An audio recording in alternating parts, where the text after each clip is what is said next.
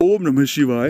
ओम नमः शिवाय। आप सभी का ओम काला यूट्यूब चैनल में एक बार फिर से बहुत स्वागत है और आपका बहुत आभार है। अक्सर मुझे ये कमेंट्स मिलते रहते हैं कि मरने के बाद हमारी आत्मा जाती कहाँ है। हमें ये आज पता लग जाए तो बहुत ही अच्छा हो जाए। और न जाने किस तरह तरह के कमेंट्स मरने से जुड़े हुए पूछते हैं कि मरने के बाद आत्मा कहाँ जाती है, आपको कैसे पता है, या आप बताएं कहाँ जाती है। तो ये पूरा एक सब्जेक्ट है कि मरने के बाद अगर आपके मन में भी ये प्रश्न खड़ा होता है कि मरने के बाद आखिरकार आत्मा जाती कहाँ है, इसका प्रश्न जो है वो उत्तर बताए। तो इस वीडियो में हम इसी पर बात करेंगे। ये चर्चा बहुत गंभीर है, बहुत महत्वपूर्ण है और इन्हें अगर आप जान गए तो शायद आपके जीवन की कई सारी परेशानियों से आप बाहर आ सकते हैं। और एक और बात, महत्वपूर्ण बात है कि अभी तक आपने चैनल को सब्सक्राइब नहीं किया है तो प्लीज आप सब्सक्राइब कर ले। कमेंट्स में भोलेनाथ का कोई एक नाम लिख ले।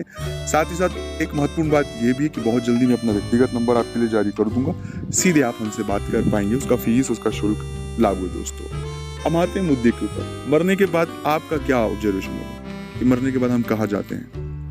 बहुत से लोगों का अलग अलग ऑब्जर्वेशन होता है, बहुत से लोग अलग अलग बात कहते हैं। लेकिन जो मेरा निजी मानना है या एक निजी तौर पर जो चीजें मैं खुद फील करता हूँ, मैं वो बात बता रहा हूँ आपको कि हमारी एक उम्र, जैसे हम अगर पुराणों में पढ़े या हमारे धर्म ग्रंथों में पढ़े तो मनुष्य की जो औसत आयु 100 वर्ष है। तो इंसान इस धरती में अगर वो कम उम्र में भी मरता है तो उसे 100 साल तक तो इस धरती पर बिताकर जाना पड़ता है, प्रेत आत्मा में, भूत की आत्मा में, या एक सूक्ष्म, हम उसे भूत और प्रेत का नाम नहीं देना चाहिए, उसे सूक्ष्म आत्मा कह दे सकते हैं। उसी के एग्जाम्पल ये होता है कि कई बार बहुत से परिजनों को या बहुत से लोगों को अपने पूर्वजों का आभास होता है। कई बार जिन लोगों से हमारी कनेक्टिविटी होती है वो लोग हमें दिखाई देते हैं। ऐसे कई सारे लोगों के अलग अलग अनुभव है, बहुत रेयर है लेकिन है जरूर। तो 100 साल तक जो हमारी उम्र है, अगर हम इस शरीर को त्याग भी देते हैं तब भी हमारा जो टाइम है वो हमें यहाँ बिताकर जाना होता है। इसके बाद अगली जो चीज़ है जिसमें बहुत से लोगों का ऑब्जर्वेशन है कि उसके बाद जो मुख्य चीज़ होती है वो होती कर्म का लेखा जोखा।